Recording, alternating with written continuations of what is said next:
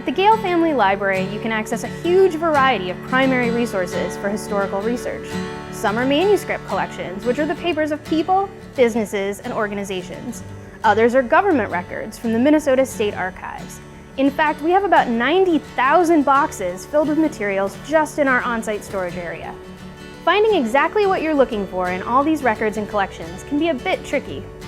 The key to success is a research tool called a finding aid. Finding aids are meant to literally aid in finding archival or manuscript materials. Just like a table of contents in a book, finding aids explain what materials are available in a collection and where they're located. The best way to get to the appropriate finding aid is to search the library's online catalog for records or collections that interest you. For example, let's look at the band files from First Avenue, the famous music venue in downtown Minneapolis. Since this catalog record is for archival or manuscript materials, the top line does not have a traditional call number.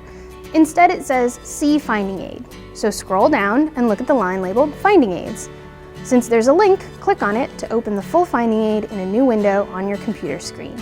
Only about 18% of our collections have a link to an online finding aid. If there is no link, make note of where the catalog says the finding aid is filed. Printed copies of all finding aids are found in the notebooks in the reading room.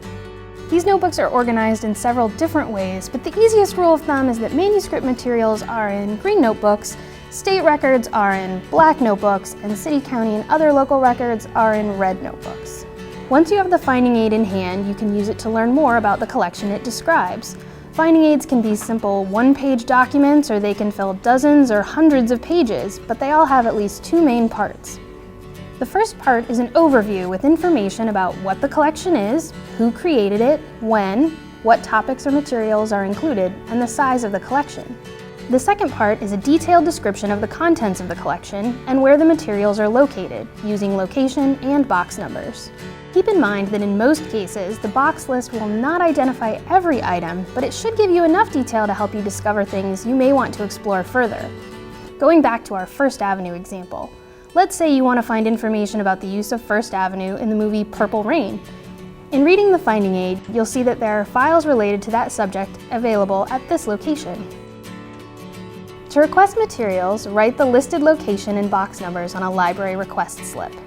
You can fit up to 5 boxes from the same collection on one slip, but you'll need to use separate slips for each different collection. Once your slip is completed, drop it in the yellow box of the Request Materials window. Our staff will retrieve your materials from the thousands of other boxes we have and deliver them to your table within 30 minutes.